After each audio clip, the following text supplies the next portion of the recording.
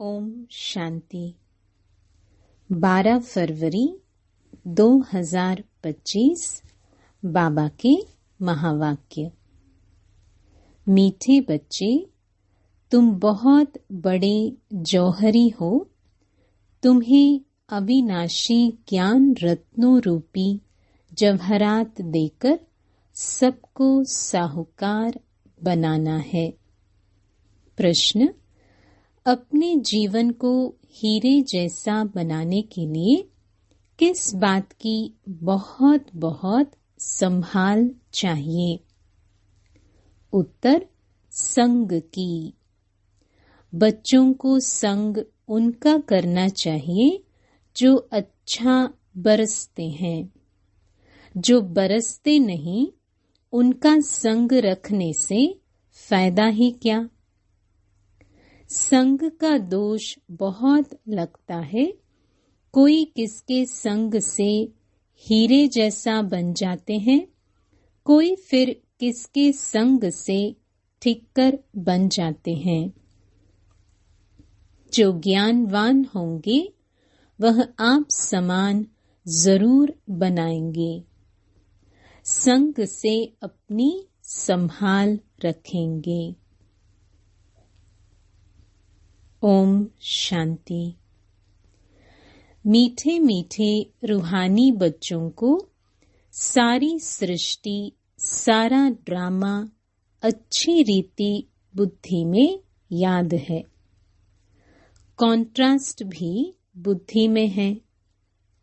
यह सारा बुद्धि में पक्का रहना चाहिए कि सतयुग में सब श्रेष्ठाचारी, निर्विकारी, पावन, सॉल्वेंट थे। अभी तो दुनिया भ्रष्टाचारी, विकारी, पतित, इनसॉल्वेंट है। अभी तुम बच्चे संगम युग पर हो। तुम उस पार जा रहे हो। जैसे नदी और सागर का जहां मेल होता है, उनको संगम कहते हैं। एक तरफ मीठा पानी, एक तरफ खारा पानी होता है। अब यह भी है संगम। तुम जानते हो बरोबर, सतयुग में लक्ष्मी नारायण का राज्य था, फिर ऐसे चक्र फिरा। अभी है संगम। कलयुग के अंत में सब दुखी हैं। इसको जंगल कहा जाता है। सतयुग को बगीचा कहा जाता। अभी तुम कांटों से फूल बन रहे हो। यह स्मृति तुम बच्चों को होनी चाहिए। हम बेहद के बाप से वर्षा ले रहे हैं। यह बुद्धि में याद रखना है। 84 जन्मों की कहानी तो बिल्कुल कॉमन है। समझते हो, अब 84 जन्म पूरे हुए। तुम्हारी बुद्धि में तरावट है कि हम अभी सतयुगी बगीचे में जा रहे हैं। अब हमारा जन्म इस मृत्युलोक में नहीं होगा। हमारा जन्म होगा अमरलोक में। शिव बाबा को अमरनाथ भी कहते हैं। वह हमको अमर कहानी सुना रहे हैं।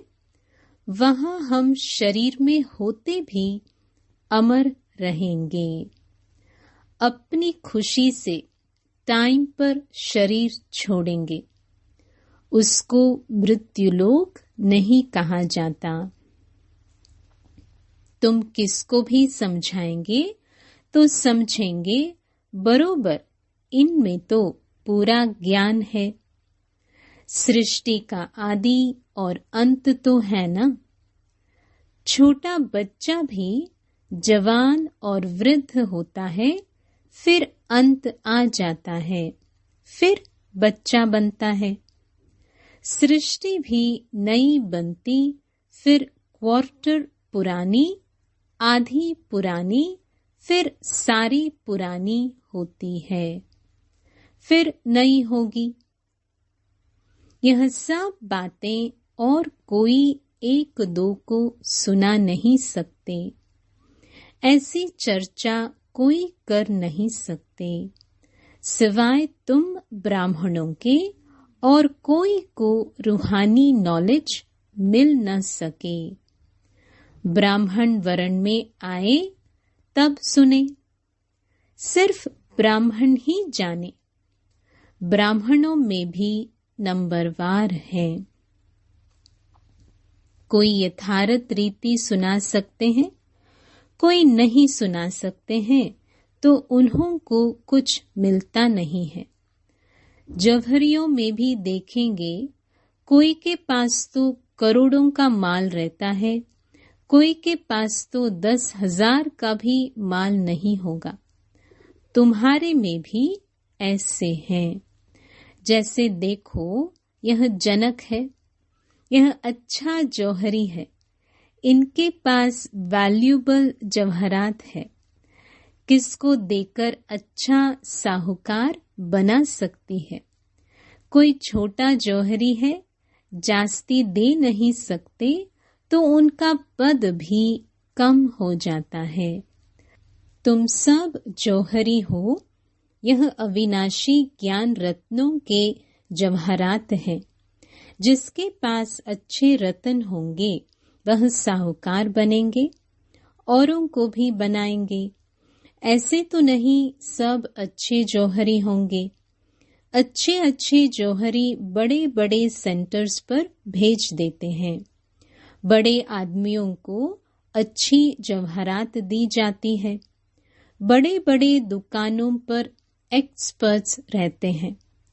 बाबा को भी कहा जाता है सौदागर, रत्नागर।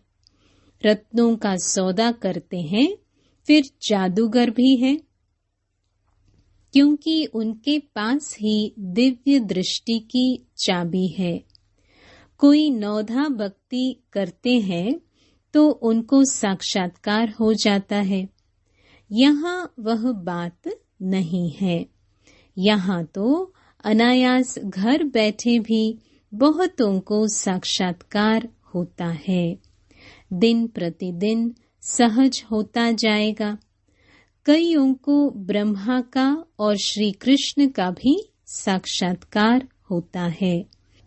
उनको कहते हैं ब्रह्मा के पास जाओ, जाकर उनके पास प्रिंस बनने की पढ़ाई पढ़ो। यह पवित्र प्रिंस प्रिंसेस चले आते हैं ना। प्रिंस को पवित्र भी कह सकते हैं। पवित्रता से जन्म होता है ना। पतित को भ्रष्टाचारी कहेंगे। पतित से पावन बनना है, यह बुद्धि में रहना चाहिए। जो किसको समझा भी सको। मनुष्य समझते हैं यह तो बड़े सेंसिबल है। बोलो, हमारे पास कोई शास्त्रों आदि की नॉलेज नहीं है। यह है रूहानी नॉलेज, जो रूहानी बाप समझाते हैं। यह है त्रिमूर्ति ब्रह्मा, विष्णु, शंकर। यह भी रचना है। रचेता एक बाप है, वह होते हैं हद के क्रिएटर। यह है बेहद का बाप, बेहद का क्रिएटर। बाप बैठकर पढ़ाते हैं, मेहनत करनी होती है। बाप गुल गुल फूल बनाते हैं। तुम हो ईश्वरीय कुल के, तुमको बाप पवित्र बनाते हैं। फिर अगर अपवित्र बनते हैं तो कुल कलंकित बनते हैं। बाप तो जानते हैं ना। फिर धर्मराज द्वारा बहुत सजा दिलाएंगे। बाप के साथ धर्मराज भी है। धर्मराज की ड्यूटी भी अभी पूरी होती है। सतयुग में तो होगी ही नहीं। फिर शुरू होती है द्वापर से। बाप बैठ कर्म अकर्म विकर्म की गति समझाते हैं। कहते हैं ना, इसने आगे जन्म में ऐसे कर्म किए हैं जिसकी यह भोगना है। सतयुग में ऐसे नहीं कहेंगे। बुरे कर्मों का वहां नाम नहीं होता। यहाँ तो बुरे अच्छे दोनों हैं, सुख दुख दोनों हैं, परंतु सुख बहुत थोड़ा है। वहां फिर दुख का नाम नहीं। सतयुग में दुख कहाँ से आया? तुम बाप से नई दुनिया का वर्षा लेते हो। बाप है ही दुख हरता सुख करता। दुख कब से शुरू होता है यह भी तुम जानते हो। शास्त्रों में तो कल्प की आयु ही लंबी चौड़ी लिख दी है। अभी तुम जानते हो आधा कल्प के लिए हमारे दुख हर जाएंगे और हम सुख पाएंगे। यह सृष्टि का चक्र कैसे फिरता है, इस पर समझाना बड़ा सहज है। यह सब बातें तुम्हारे सिवाय और कोई की बुद्धि में हो न सके। लाखों वर्ष कह देने से सब बातें बुद्धि से निकल जाती है। अभी तुम जानते हो यह चक्र 5000 वर्ष का है। कल की बात है जबकि इन सूर्यवंशी चंद्रवंशियों का राज्य था। कहते भी है ब्राह्मणों का दिन, ऐसे नहीं शिव बाबा का दिन कहेंगे। ब्राह्मणों का दिन फिर ब्राह्मणों की रात। ब्राह्मण फिर भक्ति मार्ग में भी चले आते हैं। अभी है संगम, ना दिन है ना रात है। तुम जानते हो हम ब्राह्मण फिर देवता बनेंगे, फिर त्रेता में क्षत्रिय बनेंगे। यह तो बुद्धि में पक्का याद कर लो। इन बातों को और कोई नहीं जानते हैं। वह तो कहेंगे शास्त्रों में इतनी आयु लिखी है, तुमने फिर यह हिसाब कहाँ से लाया है? यह अनादि ड्रामा बना बनाया है, यह कोई नहीं जानते। तुम बच्चों की बुद्धि में है आधा कल्प है सतयुग त्रेता, फिर आधा से भक्ति शुरू होती है। वह हो जाता है त्रेता और द्वापर का संगम। द्वापर में भी यह शास्त्र आदि आहिस्ते आहिस्ते बनते हैं। भक्ति मार्ग की सामग्री बड़ी लंबी चौड़ी है। जैसे झाड़ कितना लंबा चौड़ा है, इसका बीज है बाबा। यह उल्टा झाड़ है। पहले पहले आदि सनातन देवी देवता धर्म है। यह बातें जो बाप सुनाते हैं यह है बिल्कुल नई। इस देवी देवता धर्म के स्थापक को कोई नहीं जानते। श्री कृष्ण तो बच्चा है, ज्ञान सुनाने वाला है बाप, तो बाप को उड़ाए बच्चे का नाम डाल दिया है। श्री कृष्ण के ही चरित्र आदि बैठ दिखाए हैं। बाप कहते हैं लीला कोई श्री कृष्ण की नहीं है। गाते भी है, हे प्रभु तेरी लीला अपरम अपार है। लीला एक की ही होती है। शिव बाबा की महिमा बड़ी न्यारी है। वह तो है सदा पावन रहने वाला, परंतु वह पावन शरीर में तो आ न सके। उनको बुलाते ही हैं पतित दुनिया को आकर पावन बनाओ। तो बाप कहते हैं मुझे भी पतित दुनिया में आना पड़ता है। इनके बहुत जन्मों के अंत में आकर प्रवेश करता हूँ। तो बाप कहते हैं मुख्य बात अलफ को याद करो, बाकी यह सारी है रेजगारी। वह सब तो धारण कर न सके, जो धारण कर सकते हैं उन्हों को समझाता हूँ। बाकी तो कह देता हूँ मन मना भव। नंबरवार बुद्धि तो होती है ना। बादल कोई तो खूब बरसते हैं, कोई थोड़ा बरस कर चले जाते हैं। तुम भी बादल हो ना। कोई तो बिल्कुल बरसते ही नहीं है। ज्ञान को खींचने की ताकत नहीं है। मम्मा बाबा अच्छे बादल है ना। बच्चों को संग उनका करना चाहिए जो अच्छा बरसते हैं। जो बरसते ही नहीं, उनसे संग रखने से क्या होगा। संग का दोष भी बहुत लगता है। कोई तो किसके संग से हीरे जैसा बन जाते हैं, कोई फिर किसके संग से ठिक्कर बन जाते हैं। पीठ पकड़नी चाहिए अच्छे की। जो ज्ञानवान होगा वह आप समान फूल बनाएगा। सत बाप से जो ज्ञानवान और योगी बने हैं उनका संग करना चाहिए। ऐसे नहीं समझना है कि हम फलाने का पूंछ पकड़कर पार हो जाएंगे। ऐसे बहुत कहते हैं, परंतु यहाँ तो वह बात नहीं है। स्टूडेंट किसकी पूंछ पकड़ने से पास हो जाएंगे क्या? पढ़ना पड़े ना। बाप भी आकर नॉलेज देते हैं।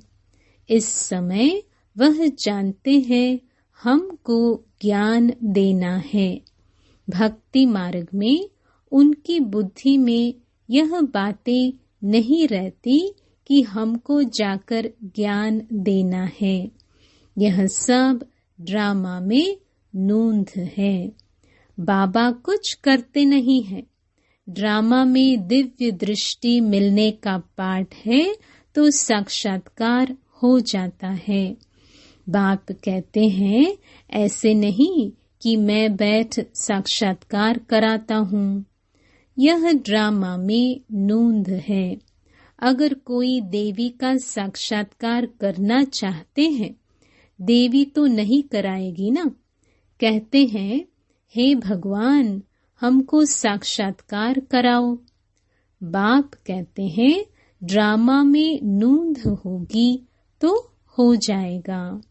मैं भी ड्रामा में बांधा हुआ हूँ। बाबा कहते हैं मैं इस सृष्टि में आया हुआ हूँ। इनके मुख से मैं बोल रहा हूँ। इनकी आंखों से तुमको देख रहा हूँ। अगर यह शरीर न हो तो देख कैसे सकूंगा। पतित दुनिया में ही मुझे आना पड़ता है। स्वर्ग में तो मुझे बुलाते ही नहीं है। मुझे बुलाते ही संगम पर है। जब संगम युग पर आकर शरीर लेता हूँ तब ही देखता हूँ। निराकार रूप में तो कुछ देख नहीं सकता हूँ। ऑर्गन्स बिगर आत्मा कुछ भी कर न सके। बाबा कहते हैं मैं देख कैसे सकता, चुरपुर कैसे कर सकता बिगर शरीर के। यह तो अंधश्रद्धा है जो कहते हैं ईश्वर सब कुछ देखता है, सब कुछ वह करते हैं। देखेगा फिर कैसे? जब ऑर्गन्स मिले तब देखे ना। बाप कहते हैं अच्छा व बुरा काम ड्रामा अनुसार हर एक करते हैं। नूंद है। मैं थोड़ी इतने करोड़ों मनुष्यों का बैठ हिसाब रखूंगा। मुझे शरीर है तब सब कुछ करता हूँ।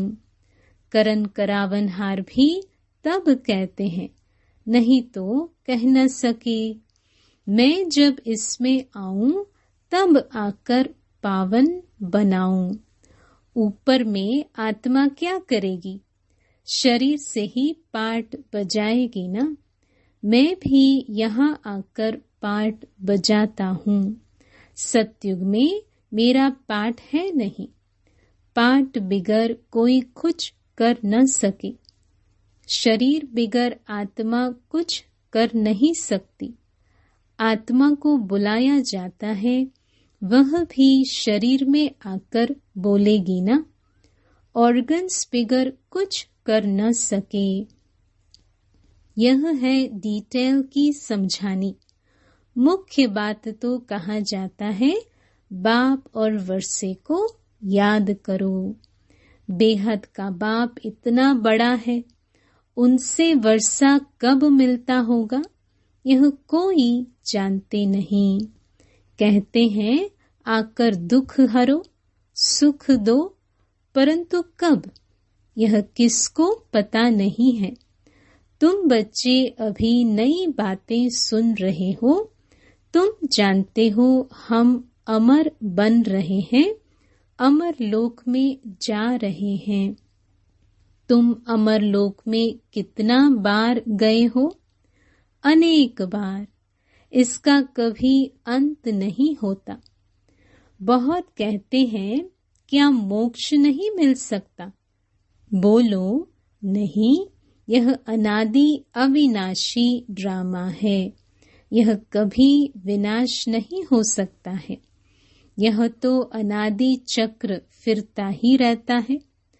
तुम बच्चे इस समय सच्चे साहिब को जानते हो। तुम सन्यासी हो ना? वह फकीर नहीं। सन्यासियों को भी फकीर कहा जाता है। तुम राज ऋषि हो। ऋषि को सन्यासी कहा जाता है। अभी फिर तुम अमीर बनते हो। भारत कितना अमीर था, अभी कैसा फकीर बन गया है। बेहद का बाप आकर बेहद का वर्षा देते हैं। गीत भी है, बाबा आप जो देते हो सो कोई दे न सके। आप हमको विश्व का मालिक बनाते हो, जिसको कोई लूट न सके। ऐसे ऐसे गीत बनाने वाले अर्थ नहीं सोचते। तुम जानते हो वहाँ पार्टीशन आदि कुछ नहीं होगी। यहाँ तो कितनी पार्टीशन है। वहाँ आकाश धरती सारी तुम्हारी रहती है। तो इतनी खुशी बच्चों को रहनी चाहिए ना। हमेशा समझो शिव बाबा सुनाते हैं, क्योंकि वह कभी हॉलिडे नहीं लेते, कभी बीमार नहीं होते। याद शिव बाबा की ही रहनी चाहिए। इनको कहा जाता है निरअहंकारी। मैं यह करता हूँ, मैं यह करता हूँ, यह अहंकार नहीं आना चाहिए। सर्विस करना तो फर्ज है, इसमें अहंकार नहीं आना चाहिए। अहंकार आया और गिरा। सर्विस करते रहो, यह है रूहानी सेवा। बाकी सब है जिस्मानी। अच्छा, मीठे मीठे सिक्की लधे बच्चों प्रति मात पिता बाप दादा का याद प्यार और गुड मॉर्निंग। रूहानी बाप की रूहानी बच्चों को नमस्ते। धारणा के लिए मुख्य सार। पहला, बाप जो पढ़ाते हैं उसका रिटर्न गुल गुल फूल बनकर दिखाना है। मेहनत करनी है। कभी भी ईश्वरीय कुल का नाम बदनाम नहीं करना है। जो ज्ञानवान और योगी है उनका ही संग करना है। दूसरा, मैंपन का त्याग कर निरहंकारी बन रूहानी सेवा करनी है। इसे अपना फर्ज समझना है, अहंकार में नहीं आना है। वरदान: व्यर्थ को भी शुभ भाव और श्रेष्ठ भावना द्वारा परिवर्तन करने वाले सच्चे मरजीवा भव। बाप दादा की श्रीमत है, बच्चे व्यर्थ बातें न सुनो, न सुनाओ और न सोचो। सदा शुभ भावना से सोचो, शुभ बोल बोलो। व्यर्थ को भी शुभ भाव से सुनो। शुभ चिंतक बन बोल के भाव को परिवर्तन कर दो। सदा भाव और भावना श्रेष्ठ रखो। स्वयं को परिवर्तन करो, न कि अन्य के परिवर्तन का सोचो। स्वयं का परिवर्तन ही अन्य का परिवर्तन है। इसमें पहले मैं, इस मरजीवा बनने में ही मजा है। इसी को ही महाबली कहा जाता है। इसमें खुशी से मरो, यह मरना ही जीना है। यही सच्चा जियदान है। स्लोगन: संकल्पों की एकाग्रता श्रेष्ठ परिवर्तन में फास्ट गति ले आती है। अव्यक्त इशारे: एकांत प्रिय बनो, एकता और एकाग्रता को अपनाओ। संगठन की शक्ति जो चाहे वह कर सकती है। संगठन की निशानी का यादगार है 5 पांडव। एकता की शक्ति, हाजी हाजी विचार दिया, फिर एकता के बंधन में बंध गए। यही एकता सफलता का साधन है। ओम शांति।